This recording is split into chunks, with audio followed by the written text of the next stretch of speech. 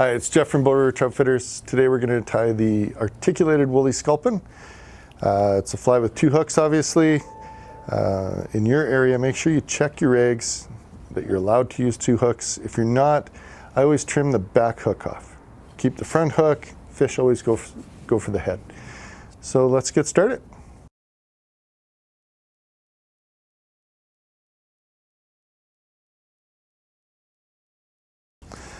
So we want to start the head of this fly, a little bit back from the eye.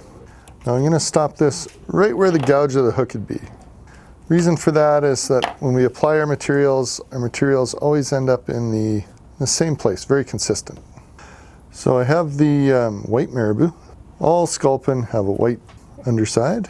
When I measure this tail, I want it to be approximately the length of the hook. If you're going to err long. We'll use the marabou to build a little bit of bulk to the fly and start to shape our taper. Now I'm using a barred tan and brown marabou. We're going to place that on top. It's going to give it that marbled look like you get from a sculpin. And I just wet this marabou. It just makes it a little easier to work with. Again, same length as the other one, if not maybe just a little bit longer than the bottom feather. And you'll notice I keep leaving lots of room so that when I go to finish my fly, I don't run out of space at the head of the hook. Now we're going to tie in some copper wire. You'll note I haven't ran my thread all the way to the back. Again, we just want to have a little bit of room, give it a couple wraps, and then fold that wire over to lock it in. Now we're going to start with the chenille. This is just a medium pearl crystal chenille. And I'm going to run my thread back to the front of the hook and just fix it with a half hitch. Now, because we have a rotary vise, we'll just make one good solid wrap right at the bottom there. Just make sure that's a good tight wrap. And then we'll wind our crystal chenille forward and tie that off. So now I'll just build a little bit of a base. Good place to start my hackle feather. So when I take this is just saddle hackle. Just gonna get rid of this after shaft here, fluff at the bottom. We want the feather, we want the concave form of the feather to face the back of the hook. That way the barbules all flow over the base, the body of the fly. And we'll grab our wire and we'll just wrap that around. We're just trying to trap that back of that feather. Okay, keep my hands out of there. It's a good time just to make sure your barbules are all kind of frayed out. Okay, and then we'll wind it forward. Don't worry about trapping any of those barbules. I just give her winding that through. A few wraps at the front. You can just take a dab of glue. Anytime you glue something at the tip of the hook, just take the back of a feather, just run it through there. Get the glue out of there. And move to the front hook. So this hook is just a standard 2 extra heavy, 3 extra long mustad. Because it's a front hook, there's less importance for it to being a kind of a flat ring eye hook. Having the bend on there doesn't affect the fly at all.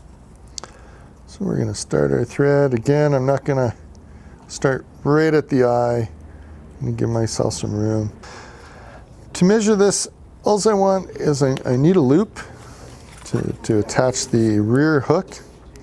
And I just need enough on the end. I need to go through the eye, fold it back, and come partway down the shaft just to secure the rear hook.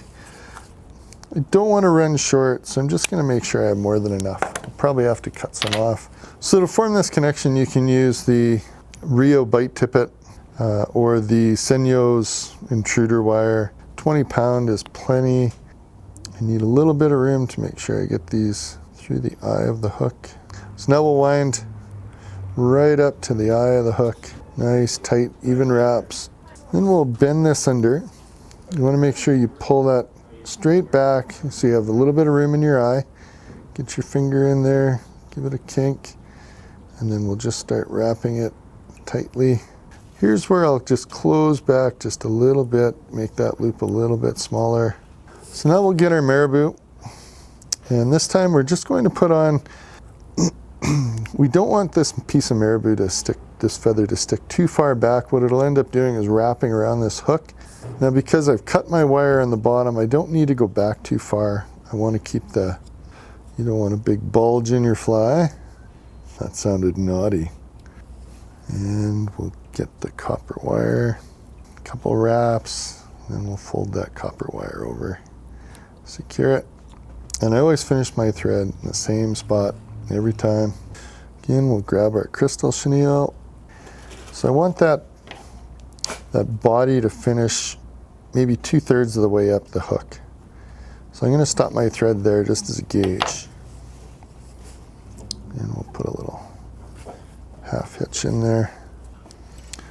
Okay, we'll make our first wrap 2/3 of the way up. And we'll tie that in.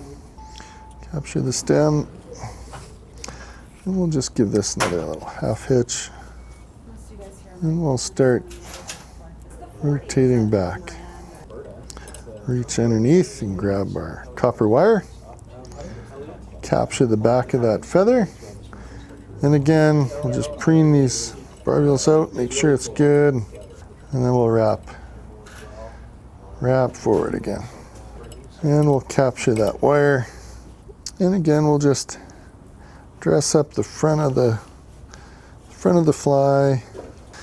So here we're going to put the deer hair collar in. And what the deer hair collar is meant to look like is the pectoral fins in your sculpin. So maybe a fat pencil of deer hair there.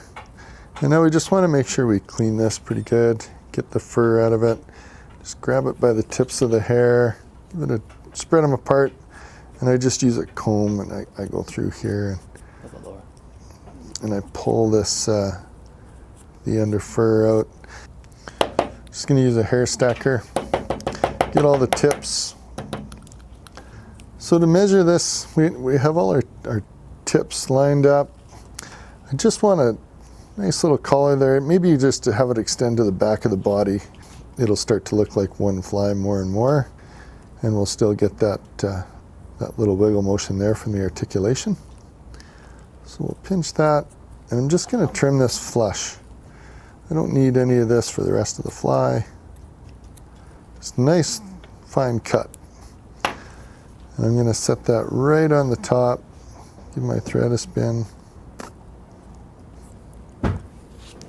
Deer hair everywhere. So when you put this on here, you want to make sure you pinch your fingers on either side of the fly, nice and tight. You don't want it to go anywhere. So I'm going to start that down, tightening it up, just so the thread starts disappearing. And maybe rotate that hair just a little bit towards yourself, so as you pull the thread forward, it sits right center on top.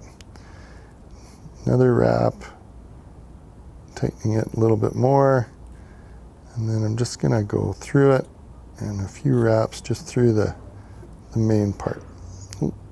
Try not to catch your feather from underneath. All right. And then just give that a little squeeze and flare that out. Now what you should be able to see is that we can still see the whole body of the fly underneath, and these hairs just stick out the side like those pectoral fins. Grab another clump of hair. I don't have to stack this, I'm just going to spin it. I've got a good amount of hair here because I'm only going to do one spin. Set that on the front, give it a loose wrap. Tighten down a little bit. I'm just trying to let the deer hair go around the hook. Another one, a little tighter. And then just spin that on. And we'll work our thread to the front. Pull this back, work our thread through the hair, try not to trap any. Get in there with your fingers. Just pack that back just a little bit. Give yourself some room to whip this off. And now we'll move to trim this fly. So to trim it, I just use a regular regular razor blade. So on the bottom, I want the bottom to be perfectly flat. So I'm just going to turn that fly towards me, just at a bit of an angle, and I'm just going to draw the razor blade straight through, just a little bit below the eye of the hook.